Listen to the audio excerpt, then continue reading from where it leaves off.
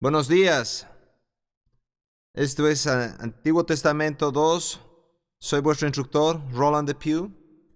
Estoy feliz que estemos aquí y estudiemos la palabra del Señor. Vengamos a la presencia de Dios en oración. Padre, te damos gracias por tu bondad y bendición. Te agradecemos otra vez por todo lo que proveíste para nosotros. Te agradecemos por tu fortaleza en este tiempo para cada estudiante, para cada uno de nosotros, mientras entramos en tu presencia y en tu palabra. Te pedimos que abras nuestra mente, nuestros ojos a los profetas y ver lo que ellos decían, para que también nosotros veamos lo que tú estás haciendo en nuestras vidas. Te agradecemos por ello. Te damos toda la gloria en el nombre de Jesús. Amén. Amén. Quiero que brevemente mencionar un par de cosas en Isaías. Hemos dejado Isaías, hemos pasado la mayoría de la hora en las profecías de Isaías. Quiero terminar los pensamientos. Cuánto Isaías habla del Mesías, del Cristo, y se refiere a él una y otra vez. No hay ningún otro libro que presente el retrato de Cristo que lo hace Isaías.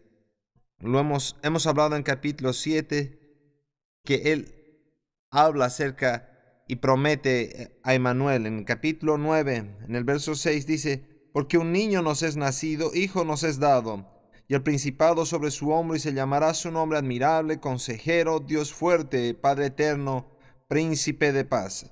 Lo dilatado de su imperio y la paz no tendrán límite sobre el trono de David y sobre su reino, disponiéndolo y confirmándolo en juicio y en justicia desde ahora y para siempre. El celo de Jehová de los ejércitos hará esto.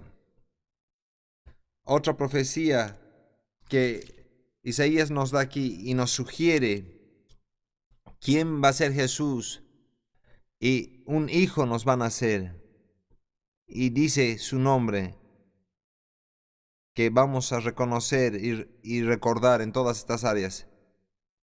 Y he mencionado en el capítulo 11, en los primeros 3 versos, habla que iba a ser de la raíz de Isaí, y va a salir un renuevo, un retoño del tronco de Isaí,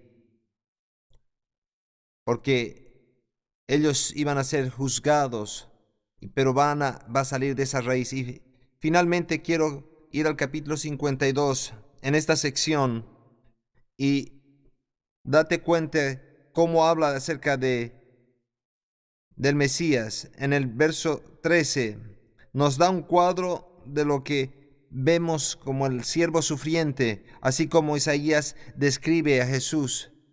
En Isaías 52:13 dice: "He aquí mi siervo será prosperado, será engrandecido y exaltado, y será puesto muy en alto. Cómo se asombraron de ti muchos, de tal manera fue desfigurado de los hombres su parecer y su hermosura, más que la de los hijos de los hombres".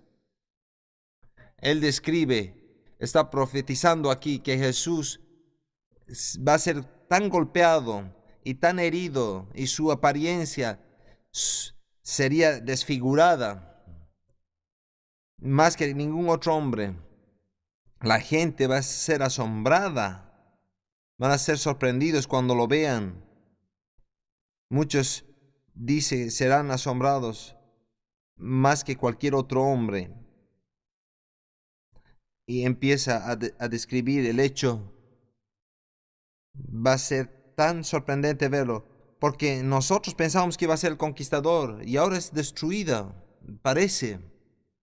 Está quebrantado. Veamos el capítulo 53, verso 1. Y continúa: ¿quién ha creído a nuestro anuncio, y sobre quién se ha manifestado el brazo de Jehová? Subirá cual renuevo delante de él, como raíz de la tierra seca. No hay parecer en él ni hermosura. Le veremos más inatractivo para que le deseemos. La descripción es que Jesús no era un hombre atractivo, que cada cual iba a decir: oh, queremos que él sea el rey. ¿Por qué? Cómo él se ve, su apariencia. Porque ese es un tema con los judíos. Acuérdense acerca del primer rey que tuvieron. Ellos escogieron porque era simpático, era alto, era más alto de hombros para arriba que todos y era de muy buena apariencia. Ellos escogieron a Saúl basado en la apariencia en muchas áreas. Entonces, ¿cuál se ve mejor en la cámara? A veces nosotros así hacemos nuestras elecciones de nuestros líderes. ¿Cómo se ven? Pero él no va a ser la clase de hombre que es atractivo en esa manera. En lugar de eso dice, él es despreciado, en el verso, despreciado y desechado entre los hombres, varón de dolores, experimentado en quebranto, y como que escondimos de él el rostro, fue menospreciado y no lo estimamos, no valoramos. Empieza a describir que es un hombre experimentado en quebranto, que va a sufrir muchas de estas cosas por las manos de aquellos que trataron de juzgarlo. Y dice, no lo valoramos. ¿A quién se refiere con nosotros? Los hijos de Israel, los israelitas. Ni siquiera reconocían en él qué valor tenía y cuál era la situación. Entonces, ni siquiera lo estimamos, ni lo vamos a reconocer. Y continúa en el verso 4 y 5, que si citamos, ciertamente llevó nuestras enfermedades y sufrió nuestros dolores, y nosotros le tuvimos por azotado, por herido de Dios y abatido. Mas el herido fue por nuestras rebeliones, molido por nuestros pecados. El castigo de nuestra paz fue sobre él, y por su llaga fuimos nosotros curados. Todos como ovejas nos descarriamos, cada cual se apartó para su camino, mas Jehová cargó en él el pecado de todos nosotros. Tú puedes ver aquí en este pasaje la descripción de Jesús sufriendo por nosotros, no sufriendo por su pecado, no si quieren por su humanidad, por otras razones que alguien sufriría, pero sufriendo en nuestro lugar. No entendíamos eso, pero Él fue azotado por nuestras iniquidades, molido por nuestros pecados. Y dice, el castigo de nuestra paz fue sobre Él, y por su llaga fuimos nosotros curados. Alguien ha dicho que es solo enfermedad espiritual, que por sus llagas hemos sido sanados espiritualmente. Dice que hemos sido molidos por nuestros pecados. Dice, y por su llaga. Y la palabra llaga que se usa aquí es por una llaga, una hendidura, que te deja una marca. Es la palabra aquí que usa. Por esas llagas, por esas llagas en su espalda. Por esas llagas fuimos sanados. La sanidad en el sentido de mi alma es sana, mi sanidad espiritual. Habla acerca de la sanidad física, médica que toma lugar en nuestro cuerpo. Por su llaga hemos sido curados. Nosotros vivimos por eso, por fe, que Él se llevó nuestras enfermedades y nuestros dolores y todo lo que Él hizo. Y Él es nuestro Redentor por su sacrificio sustitutivo. Mientras vemos el capítulo 53, Él era traído como cordero al matadero. Él enmudeció y no abrió la boca. Y Pilato cuando le dijo, ¿por qué no dices algo? Di algo. Y dijo, tú lo dijiste. Tú dijiste que soy el rey. Entonces Él no depende de sus propias palabras. No hay maldad ni de engaño en Él.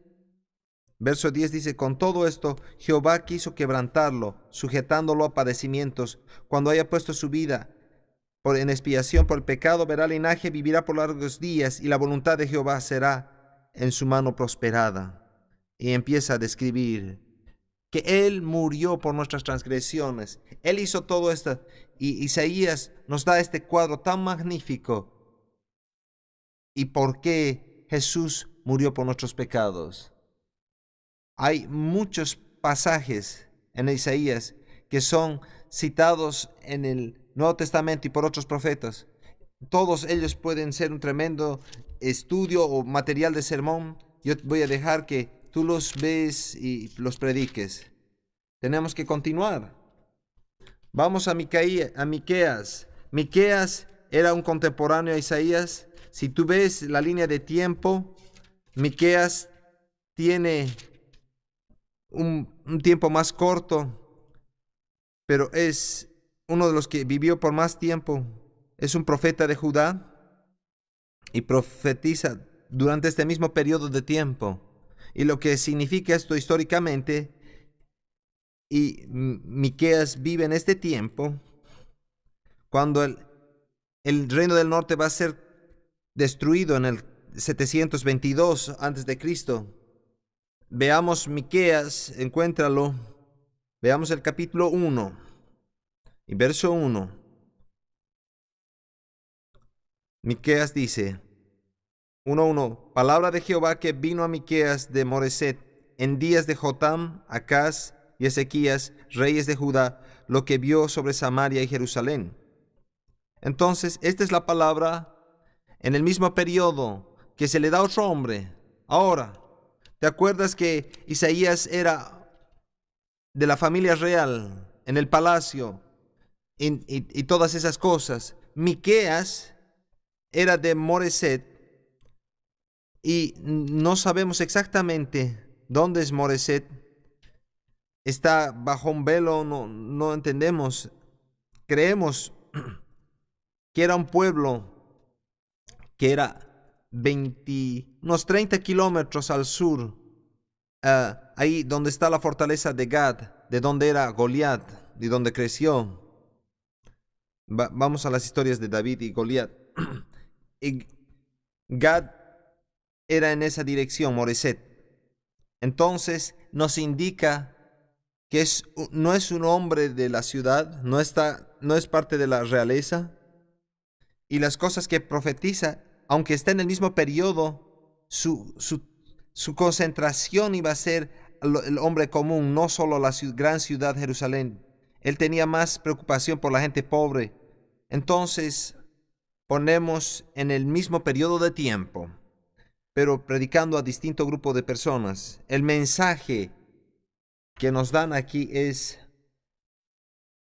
él dice, la gente ha fracasado en seguir a Dios. ¿Es una sorpresa? Es la misma situación. No tiene que ser ninguna sorpresa para nosotros porque es el mismo mensaje. Ustedes fallaron en la promesa de Dios. Aquí en Deuteronomio 28, si tú haces esto vas a ser bendecido, si haces esto otro vas a ser maldecido.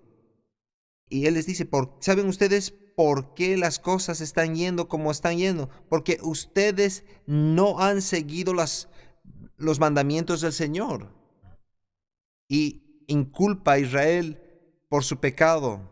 Y habla acerca del soborno en los jueces, los falsos profetas y falsos sacerdotes. Y los reprende por la codicia y por orgullo y engaño. El principal tema de juicio y lo predica y predica 3 mensajes. Es basado en 3 sermones, 3 mensajes. Y cada uno de ellos hace énfasis en el mismo mensaje.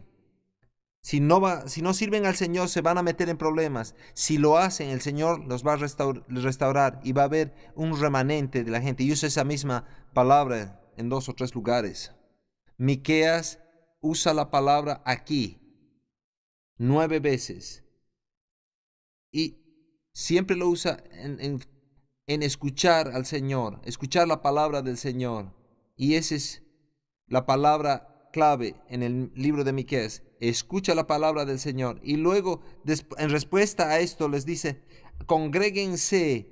Y usa esa palabra 7 veces. Porque dice, si ustedes se congregan hacia el Señor los va a escuchar. Y ustedes los va a escuchar y Él los va a escuchar a ustedes. Veamos brevemente el mensaje de cada uno.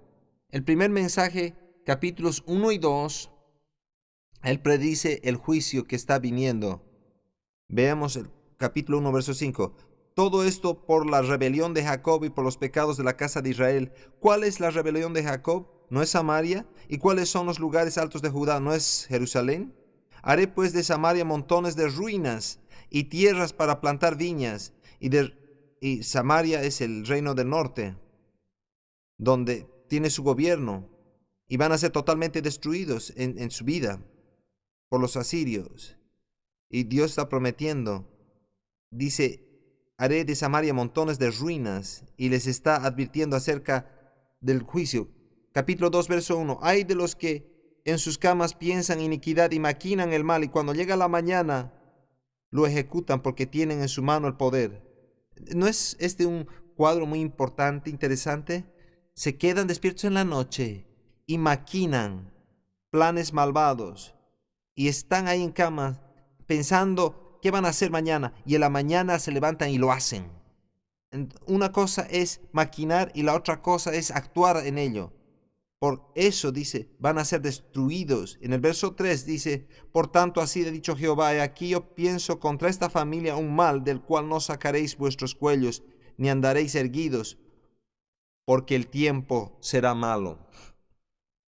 Está diciendo, no vas a caminar con orgullo cuando yo te humille por tus pecados.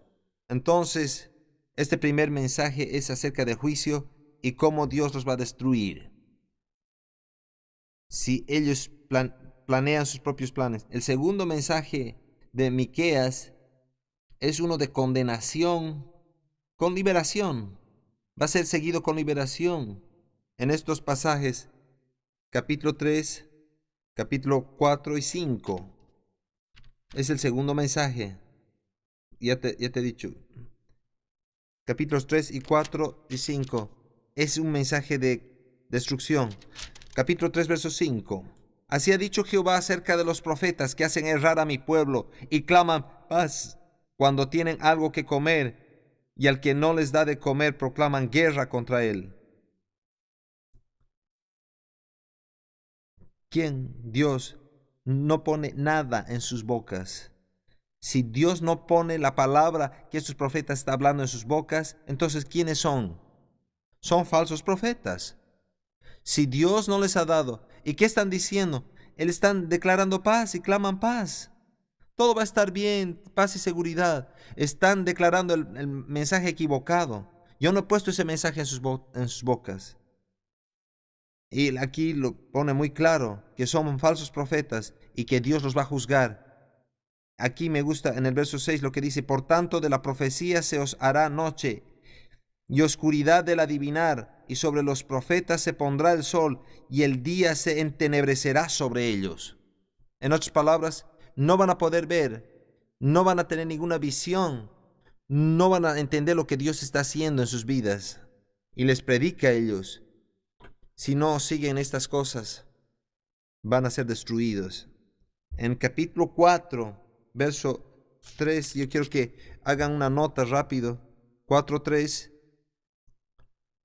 Y la escritura dice, y él juzgará entre muchos pueblos y corregirá naciones poderosas hasta muy lejos, y martillarán sus espadas para asadones y sus lanzas para hoces. No alzará espada nación contra nación, ni ensayarán más para la guerra. Esta es la promesa, que si confiamos en Dios y en el Mesías, Él nos va a restaurar estas cosas. ¿Y ustedes saben dónde es? Este mismo pasaje de esta escritura está esculpido en las paredes del edificio de las Naciones Unidas allá en Nueva York.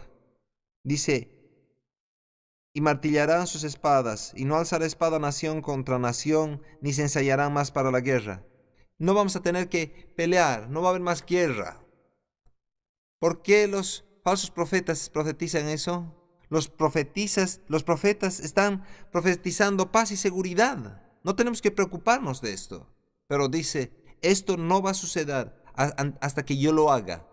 Y cuando Dios trae la paz y cuando Dios trae su reino, entonces va a haber paz. Entonces no vamos a hacer más. No vamos a necesitar instrumentos de guerra, ni ninguna otra nación se va a levantar en contra de otra. Eso no va a suceder hasta que Dios lo haga. Entre tanto, todos los falsos profetas están profetizando eso y quieren hacer que eso suceda. Yo quiero que ustedes continúen pensando en eso, donde quieras llevarlo, en relación a las Naciones Unidas. Pero ustedes necesitan, la paz no va a venir a nuestro mundo hasta que Dios traiga paz a nuestro mundo. Es un pensamiento interesante. Hemos tratado de incorporar esto en nuestros propios pensamientos. Y aquí el mensaje continúa.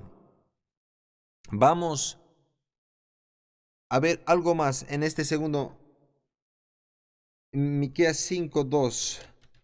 Pero tú, Belén, Éfrata, aunque pequeña para estar entre las familias de Judá, de ti saldrá el que será el Señor en Israel, y sus salidas son desde el principio, desde los días de la eternidad.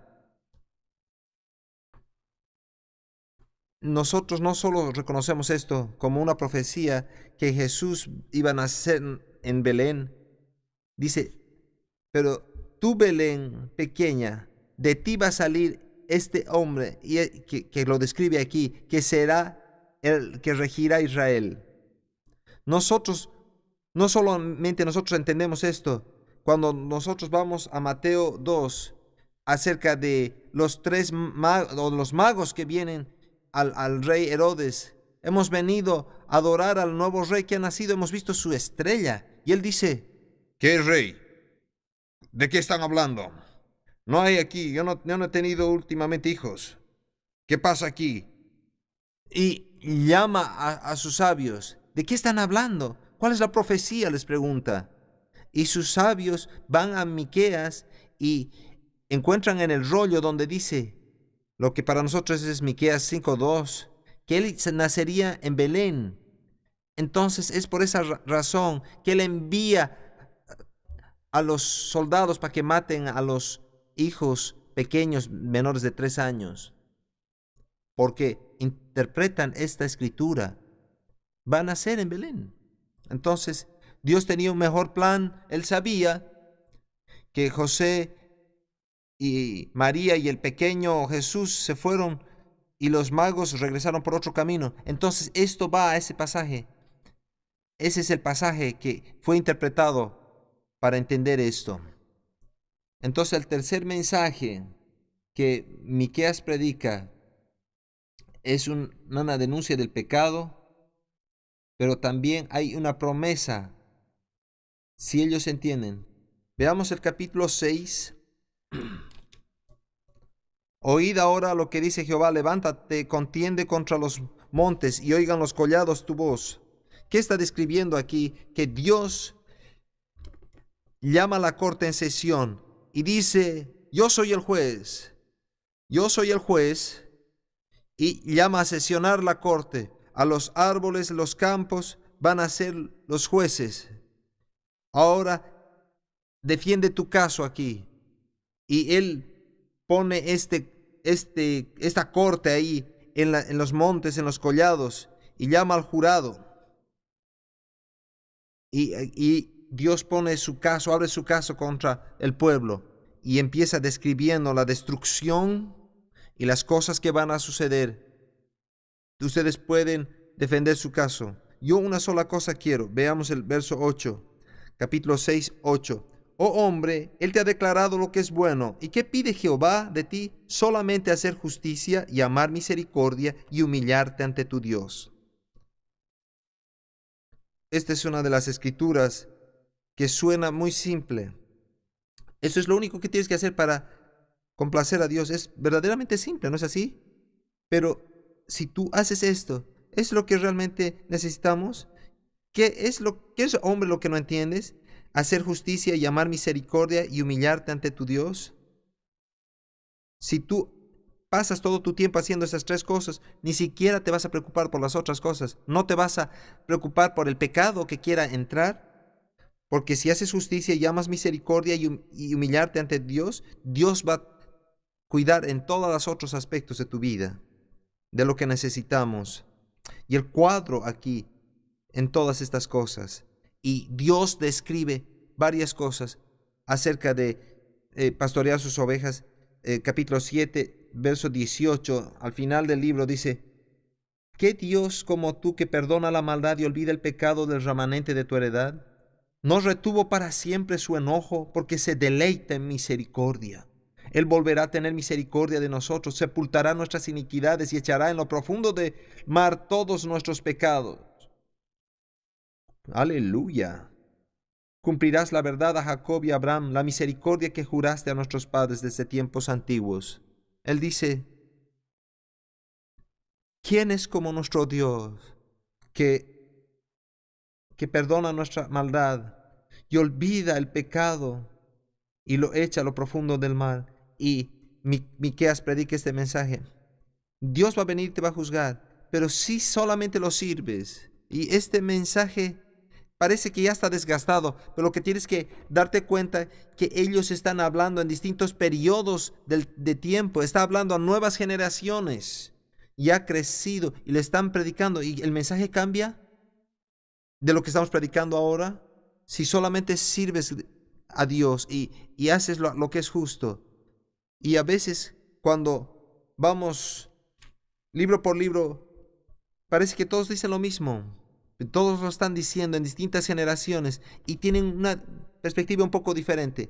Miqueas predicando a la gente común. Isaías está predicando a los del palacio. Están diciendo, sirvan a Dios, confíen en Dios. Si no lo hacen, tengan cuidado.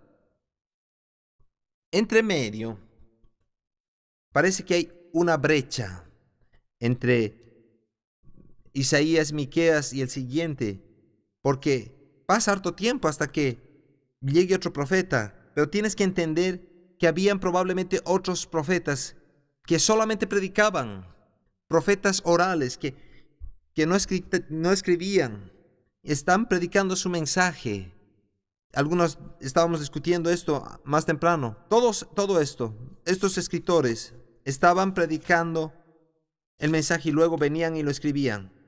Y escribían lo que Dios les había dado. Y decían, aquí está lo que el Señor nos ha hablado. No solo lo predicaban, sino que lo escribían. Y hay otros que solo predicaban y que no los tenemos registrados acá. Continuemos aquí con el otro profeta, Jeremías. Saltamos aquí en el tiempo un buen salto. Ahí puedes ver en el esquema que te he dado de la línea de tiempo de Miqueas a Jeremías. El reino del norte ya fue destruido completamente y Jeremías y el mensaje de Jeremías es para el reino del sur y es diferente. Ya no tenemos que preocuparnos de lo que está pasando en nuestra nación, con nuestra gente. Jeremías, no le escuchan a Jeremías como a los otros los escucharon en otros lugares.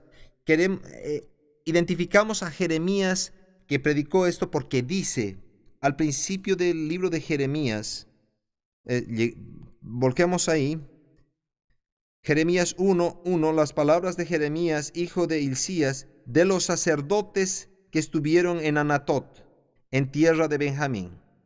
La palabra de Jehová que le vino en los días de Josías, hijo de Amón, rey de Judá, en el año 13 de su reinado. Le vino también en los días de Joacim, hijo de Josías, rey de Judá, hasta el fin del año 11 de Sedequías, hijo de Josías, rey de Judá, hasta la cautividad de Jerusalén en el mes 5. Lo que nos dice aquí Jeremías en el principio del libro, mi libro va a cubrir desde este punto en mi ministerio hasta que Jerusalén es destruida y llevada cautiva. Entonces Jeremías está predicando en los últimos días antes de que Nabucodonosor venga y destruya la ciudad de Jerusalén y se lleve los cautivos. Históricamente, quiero que veas ese periodo. ¿Qué está predicando? Cuando Jeremías empieza a predicarles a ellos, él dice, ustedes han pecado tanto que Dios va a usar a alguien para que venga y los destruya. Un pecador, Nabucodonosor. Babilonia va a venir y va a destruir esta nación. Han pecado demasiado que Dios ha permitido a tu enemigo que venga y te conquiste. Entonces, estoy resumiendo todo el mensaje de Jeremías. Ustedes Simplemente relájense y dejen que Dios haga lo que Él tiene que hacer. ¿O qué? ¿No crees que nos podemos arrepentir? Y nadie quiere hacerlo.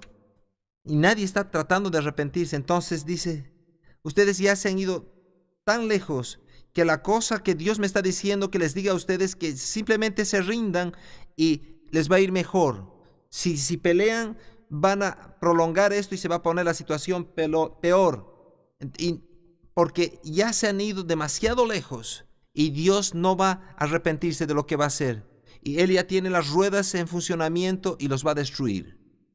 Ahora, y si tú vivías en Judá y escuchabas al profeta decir, ríndete, y simplemente tenías que rendirte, ¿qué pensarías acerca de ese profeta? Oh, ¿qué quiere decir? Eso es traición. Él quiere decir que no tenemos que pelear y rendirnos. No, pongan a ese hombre en la cárcel. Y es exactamente lo que hicieron. Y lo pusieron en la cárcel más de una vez porque está predicando traición, está predicando en contra de nosotros, que tenemos que rendirnos. Y cuando nosotros sabemos que podemos pelear porque nuestro Dios está de nuestro lado, al menos pensamos que lo está. Entonces, es lo que pasa.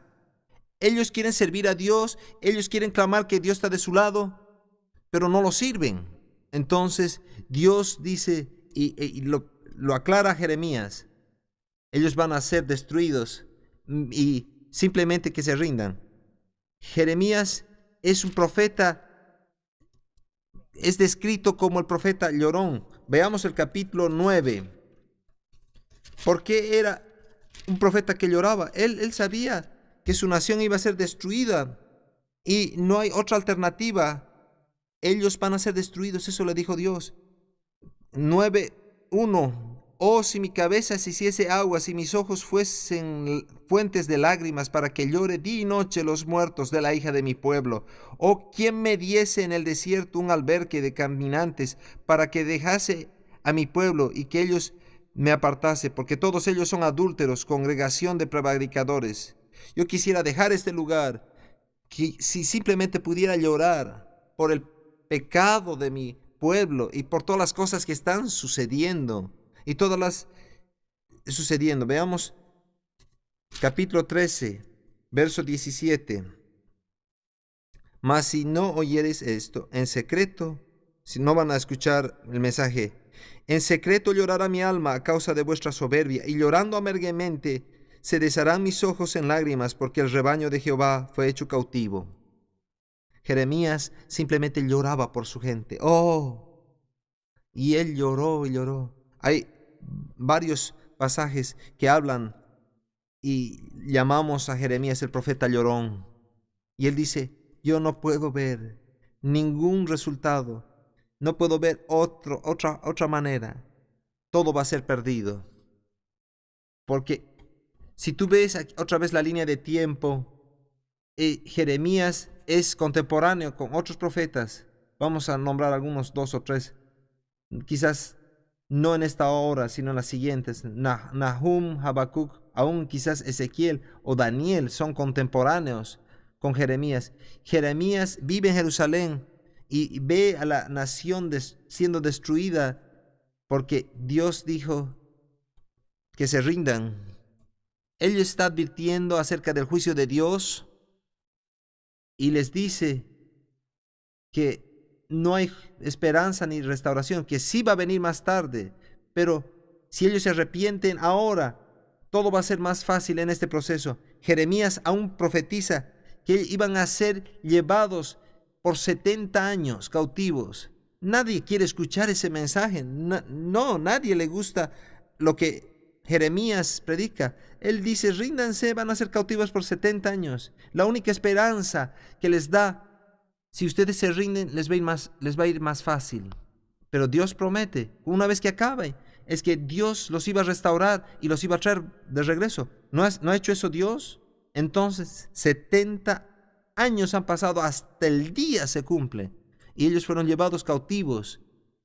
Y Jeremías ya había muerto antes que esto suceda, pero algunos todavía escucharon a Jeremías profetizar y vivieron los 70 años y regresaron. y eran testigos del hecho que Dios está en lo correcto cuando habla a través de uno de sus profetas. Aunque nadie quería escuchar ese mensaje, habían aquellos que vieron los resultados y el hecho que la vida de Jeremías llevó ese mensaje. Él les advirtió acerca de esas cosas a través de la vida de Jeremías. Hay todo este conflicto y están en conflicto con estas otras naciones y sabían que esto iba a suceder. La palabra clave en Jeremías es Babilonia. Babilonia se la refiere 164 veces. Y Jeremías no es que no sabe qué va a suceder. Él sabe que Babilonia es la nación que Dios iba a usar para destruirlos. La palabra Babilonia ni siquiera es usada 164 veces en todo el resto de la Biblia. Jeremías se concentra en ello. Y ese es el mensaje principal. Este es, y habla acerca que ustedes se han descarriado, han sido infieles, y Dios va a traer a Babilonia para juzgarlos. Ahora, como un repaso rápido, el primer capítulo nos habla acerca de su llamado y la confirmación que Dios pone en su llamado. Vamos al capítulo 1, un pasaje aquí. Dice en el verso 11, él había arguido, yo no puedo hablar yo soy joven. Y Dios le dice, no te asustes, yo voy a poner mi mano y voy a tocarte, y toca su boca. Voy a poner mis palabras en tu boca. El verso 11. La palabra de Jehová vino a mí diciendo, ¿qué ves tú, Jeremías? Y dije, veo una vara de almendro. Y me dijo Jehová, bien has visto, porque yo apresuro mi palabra para ponerla por obra. La vara de almendro va hasta la vara de Aarón que reverdece en el tabernáculo. Y mostró que Aarón iba a ser parte del sacerdocio. Jeremías también, porque él era descendiente de los sacerdotes, era hijo de Hilcías de los sacerdotes. Jeremías, aquí en el verso 1, es parte del sacerdocio. Entonces, este cuadro que Dios le muestra de un almendro reverdecer, lo conecta con el sacerdocio, entendiendo que Aarón era parte del sacerdocio. Y esto es algo inusual, que no lo hemos visto a un profeta que también era sacerdote. Es un cuadro diferente. Y hasta que vemos a Jesús, y porque lo vemos en el Nuevo Testamento, Jesús es profeta, rey y sacerdote. Pero nunca hemos visto eso mucho en el Antiguo Testamento. Aquí vemos uno que es profeta y sacerdote. Jeremías, el mensaje de Jeremías, él dice, yo voy a obrar, yo prometo ciertas cosas, mucho más atrás, y todavía está sucediendo. Él dice en el verso 12, y me dijo Jehová, bien has visto, porque yo apresuro mi palabra para ponerla por obra. ¿Alguna vez te ha hecho una promesa que todavía está cumpliendo? ¿Él todavía está listo para hacer exactamente lo que Él iba a hacer en su palabra? Sí, lo está. ¿Qué acerca de tu vida? ¿Está listo Dios para apresurar su palabra? ¿Te ha dado una promesa? ¿Una bendición? ¿Ha hecho alguna de estas bendiciones y se aplican todavía? Yo estoy listo, dice una traducción. Dice, yo cuido mi palabra para ponerla por obra. Cuando Dios lo dice, eso va a suceder. Y tú puedes contar con ello y puedes estar seguro. Cuando Dios promete, va a ser hecho. Y eso es lo que Jeremías está diciendo. Algunos de los mensajes al principio de Jeremías. Dios me prometió que Dios está apresurando su palabra para cumplirla.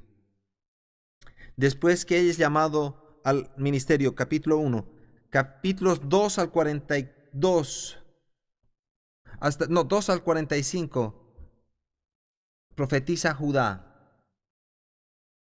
Y déjame darte la extensión de esto. En la tercera sección del libro, capítulos 46 al 51, él profetiza a los gentiles, a las naciones gentiles que están alrededor.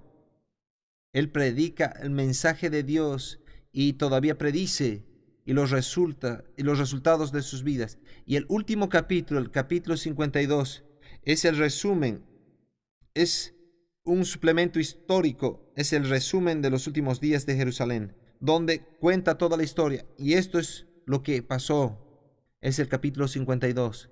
Ahí están las 4 secciones, nos dan un sentido de todo el libro. Con aquello te voy a dar algunos pedazos de lo que él habla aquí. Aquí les advierte acerca de los profetas mentirosos. Veamos el capítulo 7. Capítulo 7, verso 1. Palabra de Jehová que vino a Jeremías diciendo: Ponte a la puerta de la casa de Jehová y proclama allí esta palabra y di: Oíd palabra de Jehová todo Judá, los que entráis por estas puertas para adorar a Jehová.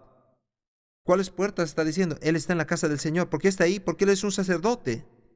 Y ahí tienes que mantenerlo en esa perspectiva sacerdote y vas a entender mejor su mensaje. Verso 3. Así ha dicho Jehová de los ejércitos, Dios de Israel: mejorad vuestros caminos y vuestras obras, y os haré morar en este lugar. No fiéis en las palabras de mentira diciendo: templo de Jehová, templo de Jehová, templo de Jehová es este.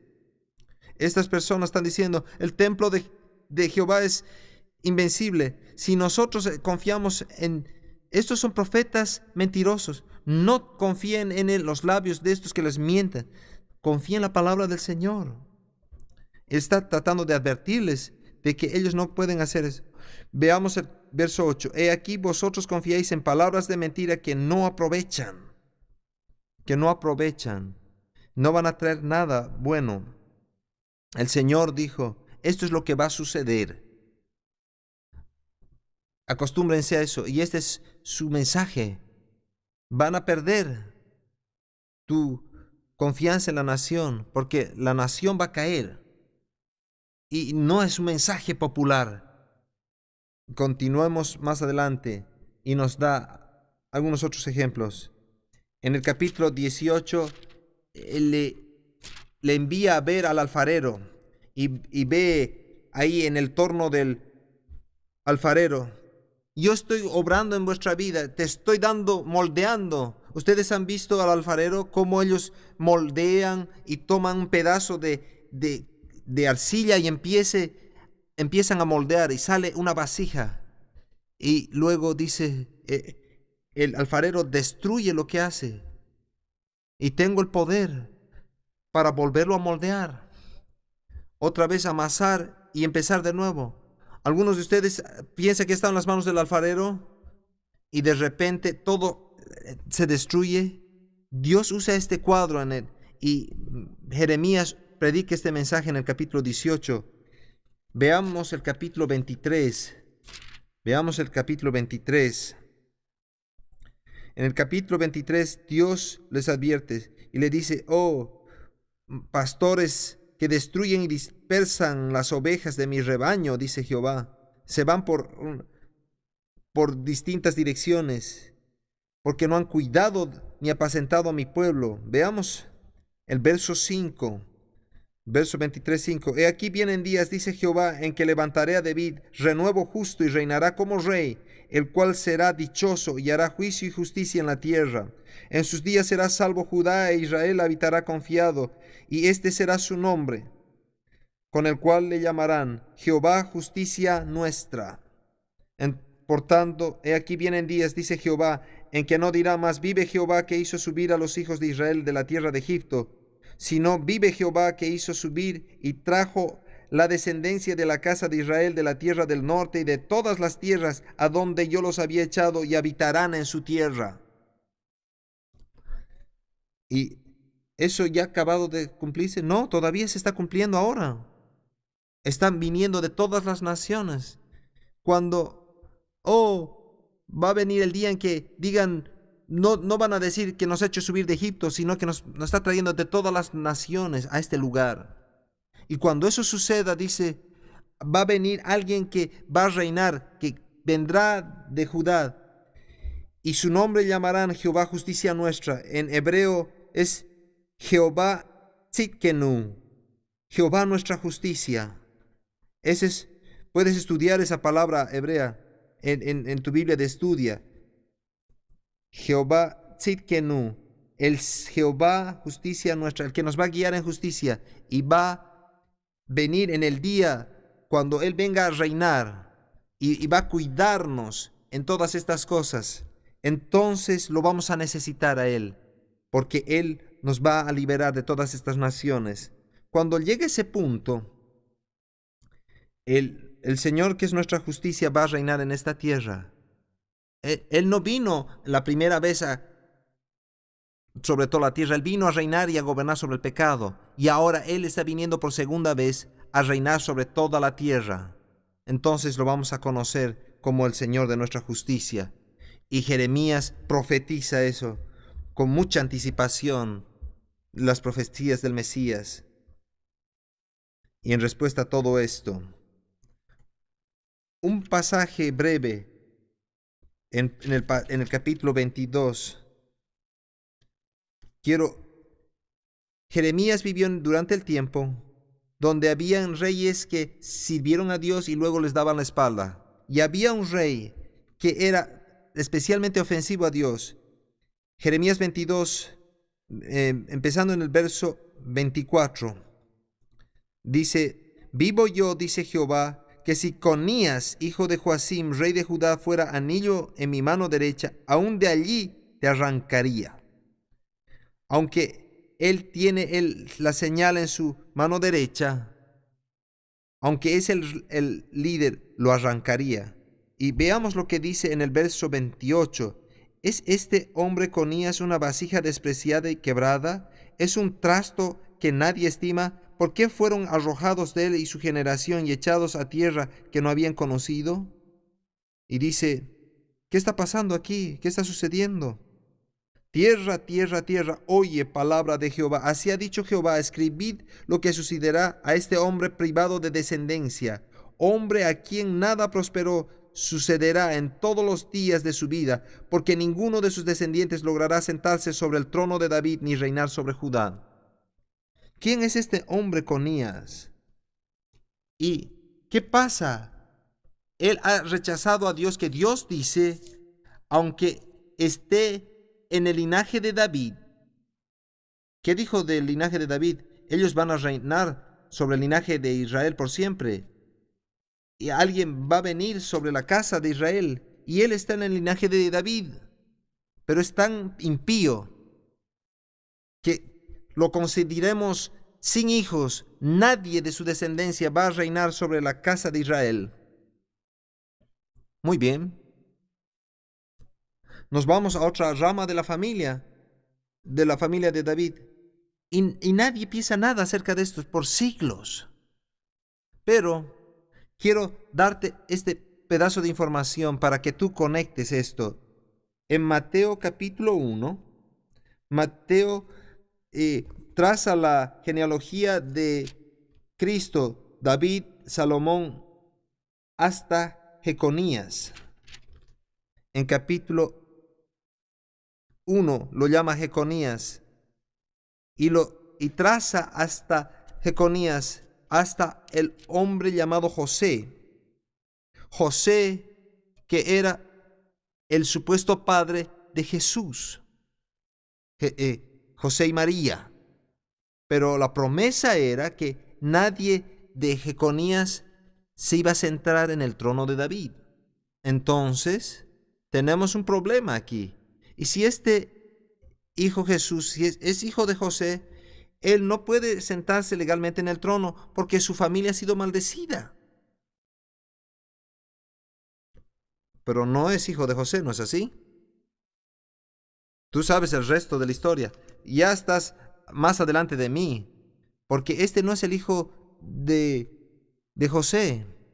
Entonces, cuando Mateo registra esto, Mateo sabía esto, y Mateo lo pone ahí y nos ayuda a ver. Era un buen judío y él conocía toda esta historia. Podíamos saber que José no podía ser el padre de Jesús, y Jesús, que ha sido criado ahí, no era hijo de José. Él no podía ser, porque en su familia, en su linaje, había una maldición.